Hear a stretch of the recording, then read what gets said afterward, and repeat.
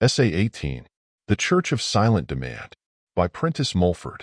There will be built in time an edifice partaking of the nature of a church, where all persons, of whatever condition, age, nationality, or creed, may come to lay their needs before the great supreme power, and demand of that power help to supply those needs. It should be a church without sect or creed. It should be open every day during the week and every evening until a reasonable hour. It should be attended to materially and kept free from disturbance or disrespectful intrusion by some person or persons who are in sympathy with this order of thought, who would accept the office as a sacred and loving trust, and for which they should receive proper compensation. It should be a place of silence for the purpose of silent demand or prayer. All who enter it for any purpose should be asked to refrain from loud talking or irreverent whispering. All who enter it should be counseled not to bring with them any frivolous mind or thought. It should be a place of earnest demand for permanent good, yet not a place of gloom or sadness. A church should be held as a sanctuary for the concentration of the strongest thought power. The strongest thought power is that where the motive is the highest. The highest motive comes of the desire to benefit first ourselves in order to benefit others. You must have power yourself before you can help others. You can get such power by unceasing silent demand of the supreme power of which you are a part. You may get it the quicker through an occasional resort to a place like this chapel, which will be devoted wholly to silent demand or prayer to the supreme power. Beyond the highest, ministering spirits, beyond all personal intelligence of the greatest conceivable intellect, there is a power which pervades the endless universe. It cannot be held as within the limitations of a personality, for personality must have metes and bounds. It moves the planets in their orbits. It impels suns to give forth light and heat. It is as mysterious, incomprehensible, and unexplainable in bringing the material expression of life from the tiniest seed placed in the ground, as it is in regulating the intricate movements of innumerable planetary systems. Men sometimes call it the first great cause, which they have never been able to discover. It works in silence. It is the great supreme power, the spirit of infinite good. It is impossible, and probably ever will be, to explain its workings, for so soon as one mystery is made clear a deeper one appears behind it. But one thing we do know: this power will respond to every demand we make upon it. For we are parts of it, parts of an infinite life, and as you, a part, recognize this your relationship to the supreme power, you will come to know that yours is the right to demand as much as possible of this supreme or divine power to be expressed through you. You are a part of God made manifest in the flesh, and it is your business to draw to you every attribute and quality that you can conceive of deity. You want to be fearless. You want perfect health. You want complete control of appetite. You may want to be eloquent. You may want power to be pleasing to others. You may want power to do business on a just, righteous, and, therefore, successful basis. You may want power to cease from ugly thoughts. You may want power to rid yourself of a mind which sees only the discouraging and gloomy side of everything. You need many other qualities of character, and to gain, improve, and increase these you have but to ask persistently of the supreme power, and it shall be given you, to knock imperiously at its door, and it shall be opened unto you in time. The victim of alcoholic excess could here have the immoderate appetite put under more control. So could the victim of hasty temper. So could the victim of a hurried mind. God is repose. Repose is power.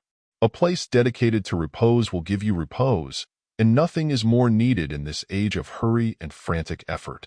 The woman ostracized by society and the man not ostracized, but both on an equality in the committal of the same sin, and guilty of the same injury to their spirits, could here make silent demand to be led into purer lives.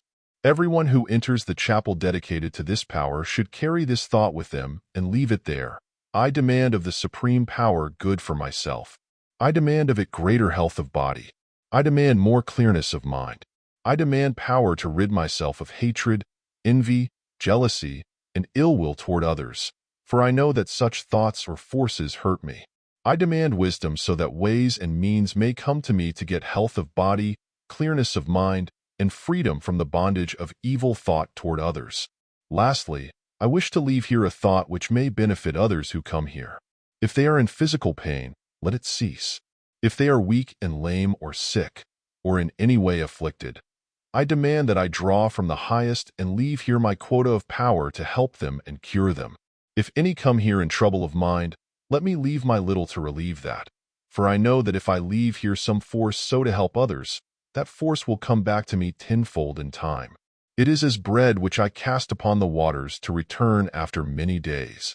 If all who enter or use a room unite in putting out the same kind of thought while there, they charge or fill that room with that order of thought. If it is the thought of power and help, it will leave in that room the spirit and force of power and help. If hundreds or thousands come in such spirit to that place or church, each will leave his or her quota of power and help there. The result will be the storing and constant accumulation of an immense force for good in that chapel, presuming it to be never used for other purposes, and that lower, worldly, sordid, and selfish thought be kept out of it. The force so left will assist greatly in healing those sick in body who come and demand in faith. It will strengthen the weak spirit. It will give comfort and cheer to those in affliction. 5 minutes spent in this chapel of silent demand may do you great good. Some of our churches are today unconsciously desecrated. People enter, bringing all their worldly thought with them. They may not have, on entering, a silent wish that such thought be left behind. They whisper to each other fragments of social and worldly matters. They look over the congregation with the mind of curiosity or the mind centered on the apparel and ornamentation of others. Long conversations sometimes occur before service near the doors. After service, there is sometimes lingering in the body of the church and light conversation on subjects entirely foreign to the nature and real use of that place. There is too often no reverence whatever for the church when service is not being held. If called there on any business or service, people are allowed to talk and act as they would in the street or corner grocery. Fairs, concerts, exhibitions, and other public performances are sometimes held in the body of the church. All this leaves its order of thought in the church. There is not always an effort to bring a mood into the church appropriate to a place where the ruling thought should be that of a serious, earnest demand to draw nigh and be connected in thought with the supreme power of infinite good, eternal and incomprehensible, which, knowing neither time nor space, rules the eternity of the universe. We can draw to us more and more of this power, become more and more a part of it, and be one with the spirit of infinite good. We need in the church, more than in any other place, to feel the majesty, dignity, and sublimity of the supreme power as a spirit brooding over that place. Then we should go forth literally bathed, refreshed, and strengthened in spirit, and when out of the sacred portals, laugh and sing, be filled with mirth and cheerfulness, and enjoy all that life gives for enjoyment. Then those who come to pray, or demand relief from physical or mental suffering, would, if coming in the spirit of goodwill to all, receive of such relief, and at the same time leave some of their power for the relief of others. Such a church, indeed a system of such churches, dedicated to silent prayer to the supreme power, is needed all over the land, because thousands in their homes have little or no privacy where they can withdraw, even for a few moments, in order to connect themselves with a higher current of thought. Their rooms may be liable to intrusion at any time. A place open to intrusive interruption is already spiritually intruded upon. Again, the spirit or thought left in their rooms is not favorable for the quickest answer to the prayer of earnest demand. Too much mind has been in it and may be ever going in it, giving out peevishness, selfishness, envy, and other evil thought, with not a shadow of desire for relief therefrom. Such thought is left in the room and makes it the more difficult for the earnest mind to lift itself above it. We use the term above it in its most literal sense. The lower or more material thought is a real element. It is a real stratum or cloud of denser element or thought, which is an obstacle to the entrance and effect on our minds of the higher and more elevated element of thought. The higher can never be prevented ultimately from piercing this denser thought atmosphere and coming to us to give us strength and lift us up in every way.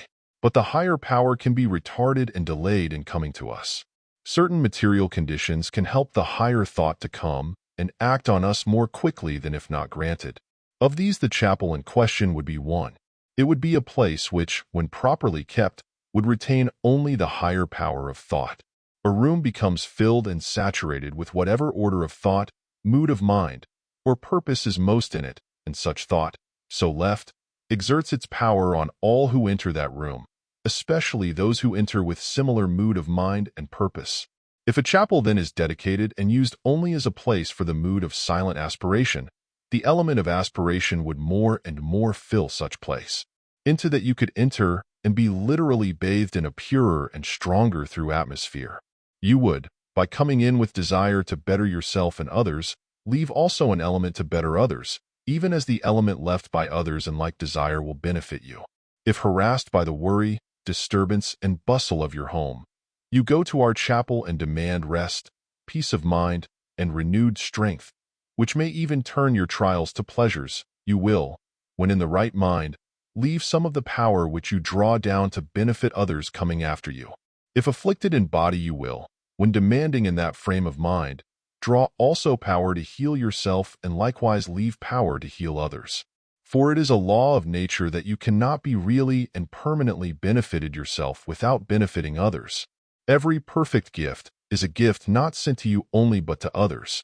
A perfect gift must come from the supreme power, or in other words, the Spirit of infinite good.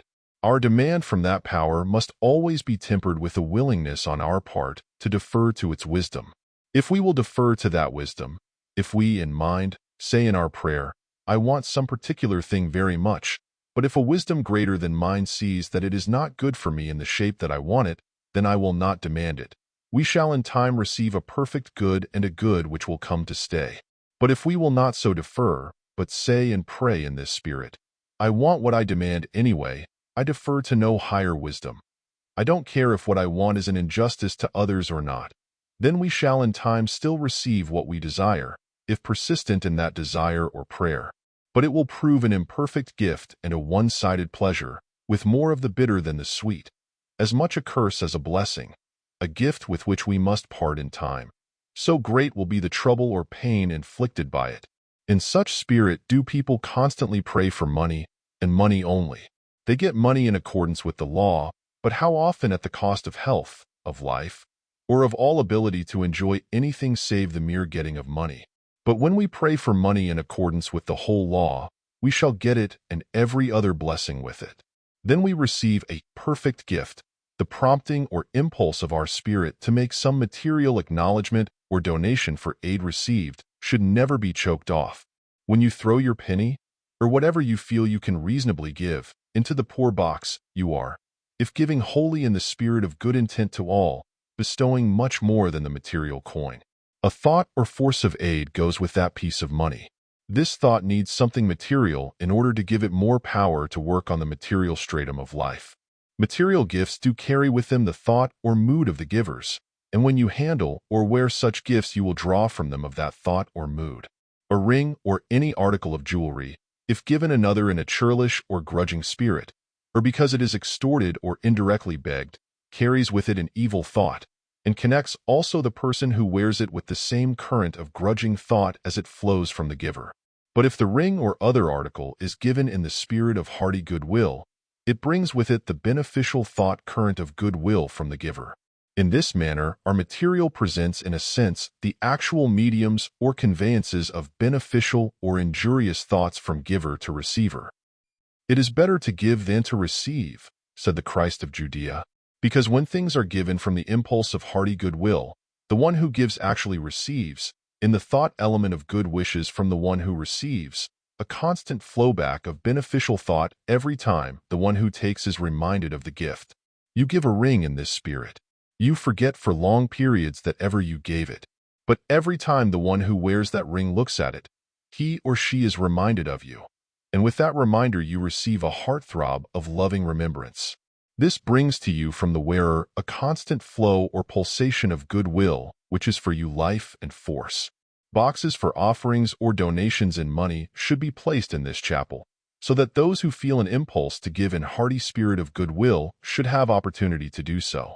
But nothing should go into those boxes unless the giver feels a live pleasure in giving. No grudging thought accompanying a piece of money is wanted in that chapel. Such a thought adulterates and weakens the power for good stored in that place. We ask of every reader an earnest thought or desire for the building of such a chapel. Every such thought is a prayer and a force working to build it. Many such prayers, coming from different minds and focused on one purpose, will build it. If an impulse to give any sum of money, no matter how small, towards its erection is felt, let it follow the thought. But let it here be thoroughly understood that we rely altogether on the spiritual power coming through the prayers or demands of those in hearty accord with this special purpose. So that your prayer or demand is in the right spirit, the material means for building this chapel are sure to follow from the impulses of your and others' spirits. The guardian of such a chapel will be in entire sympathy with its spirit and purpose. That guardian should be a woman, for the feminine mind and organization first receives of the supreme power in thought and force. The feminine influence, power, and care should predominate in such a place. This guardianship and care of the chapel will be received as a sacred and loving trust. No woman will take it merely for the money which it brings her. Her whole heart will be in this office. It will be a position as sacred and important as that of minister or priest, for to her is committed the responsibility of keeping pure the thought atmosphere of the chapel, in other words, the ordering and supervision of all its physical requirements, so that the entrance of the supreme power and its beneficial action on those who come to get relief shall be retarded as little as possible. The purer, the more devotional, the thought atmosphere of such a chapel is kept, the freer it is from flippant or sordid thought, the greater the opportunities which will be afforded for the entrance to it of ministering spirits of the highest order. You can create a thought atmosphere which will serve as a literal channel to a room or chapel for powerful and benevolent mind, unseen of the physical eye, to enter. On the contrary, if your thought and the thought of others in any room or place is entirely of a vulgar, ugly, dishonest, or low character, there is created thereby a literal means of communication to you and that place for the same class of evil mind. It may be 2, 5, 7, or more years before such chapel be built. It may be sooner. Like everything else, it must be built spiritually before it is physically. Railroads, ships, houses, all of man's physical accomplishments are built first in mind ere they appear in wood, stone, or iron. The chapel of silent demand is here built, spiritually, in this book. Its material correspondence in wood and stone will follow more or less quickly, according to the degree of faith and live belief of this age and generation in the actual reality of the supreme power, and the greater good which would come of a working, living faith in this grand reality. If the city of New York is the best place for the first chapel of silent demand to be built, it will be in New York. If some other city holds more of the live and working faith in these truths, it will be built in that city. The building need not be very large nor costly. Elegance, simplicity, and dignity need not involve great expense. We suggest the following inscription as appropriate to be placed on the front of the chapel: the Church of Silent Prayer to the Supreme Power. And the following, placed so as to be clearly read within the chapel: demand first wisdom so as to know what to ask for. Ask, and you shall receive. Ask imperiously, but ask in a willing mood for what the supreme power sees best for you. Love your neighbor as yourself, but demand good first for yourself, that you may be the better fitted to do good to all. I have spoken here not as a person, but only as the enunciator of a principle. It matters little whether I or others are directly concerned in the material erection of a church of silent demand. It is the principle, not the personality, that we seek to establish. But when this principle is materially recognized and put in force through the building of but one such church, and that church is put and kept in the right hands to favor silent prayer and the concentration of the higher thought and divine force, the results in the healing of sick bodies and, above all, the healing of the sick spirits behind those bodies will be greater than has been seen in this and many preceding ages. End of essay. End of book.